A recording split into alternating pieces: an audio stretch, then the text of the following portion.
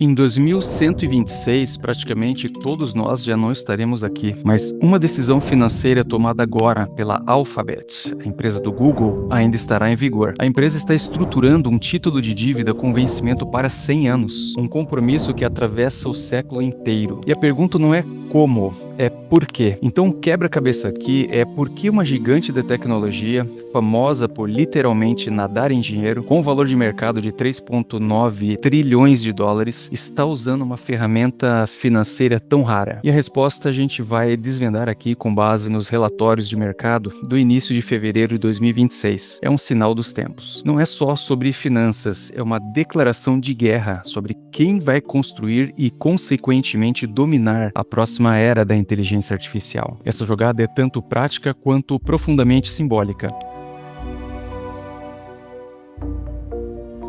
Vamos começar pelo básico, porque título de 100 anos soa como algo bem exótico, não é mesmo? O que é isso na prática? Na prática é surpreendentemente simples. A Alphabet vai até os investidores, pega uma quantia bilionária emprestada e promete devolver o valor principal, o dinheiro que pegou, só lá em 2126. E enquanto esse século passa, ele paga uma taxa de juros fixa todo ano para quem comprou o título, para quem emprestou o dinheiro para o Google. É um compromisso de longuíssimo prazo. E o que impressiona é o quão bizarro isso é para uma empresa de tecnologia. O Vale do Silício vive de obsolescência e de disrupção, não é mesmo? A gente troca de celular a cada 2 anos. A ideia de apostar que a mesma empresa será relevante daqui a um século vai contra tudo que define o setor. Historicamente, esses títulos que o mercado chama de Century Bonds são coisa de entidades que a gente enxerga quase como eternas, tipo governos ou instituições como a Universidade de Oxford, por exemplo, que já existe há quase 1000 anos. Elas têm uma previsibilidade que uma empresa de tecnologia simplesmente não tem, ou pelo menos não tinha, pois as fontes fazem questão de ressaltar um marco histórico. É a primeira vez que uma empresa de tecnologia se arrisca a fazer isso, desde o início da bolha.com, lá no finalzinho dos anos 90.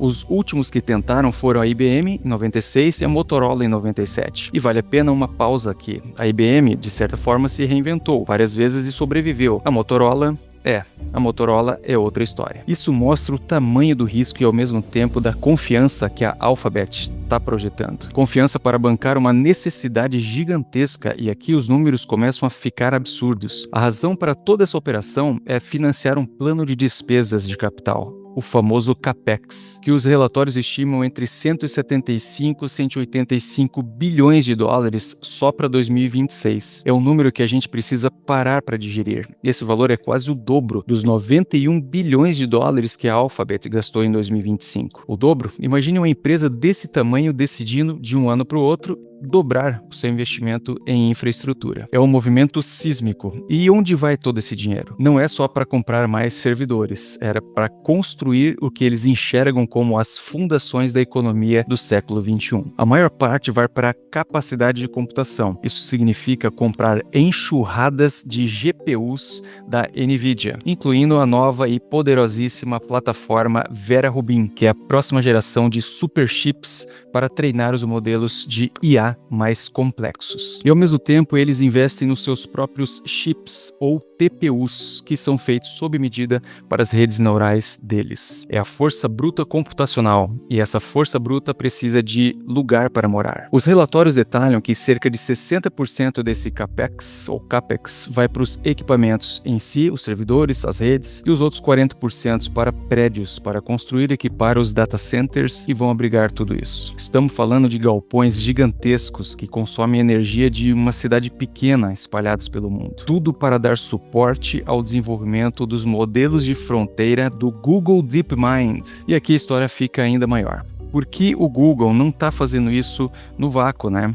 Eles estão reagindo ao movimento geral. As fontes chamam isso de a bonança dos títulos dos hyperscalers. E quando a gente fala de hyperscalers, estamos falando, nos referindo, a esse clube exclusivo de empresas tais como Alphabet, Amazon, Microsoft, Meta e Oracle. São eles que operam data centers numa escala planetária. Eles são a base da nuvem moderna e todos eles entram numa corrida armamentista de capital. Uma corrida que parece não ter teto. Foi a maior venda de títulos corporativos da história, que não estava estava ligada a uma fusão ou aquisição. 30 bilhões. A Oracle vendeu 18 bilhões de dólares e já sinalizou que quer mais. A estimativa do Morgan Stanley, que consta nos documentos, é de cair o queixo. Só em 2026, esses 5 hyperscalers podem levantar juntos até 400 bilhões de dólares em dívidas, em empréstimos do mercado. É difícil até visualizar essa quantidade de dinheiro. Isso me leva a uma outra questão. Essa não era a Alphabet que a gente conhecia, a empresa que sentava numa montanha de dinheiro e quase nunca tinha dívidas. O que aconteceu com essa fortaleza financeira, né? Essa é a grande mudança de identidade. Por décadas, a Alphabet e o Google, antes dela, operou com uma filosofia de dívida mínima. O fluxo de caixa era absurdo,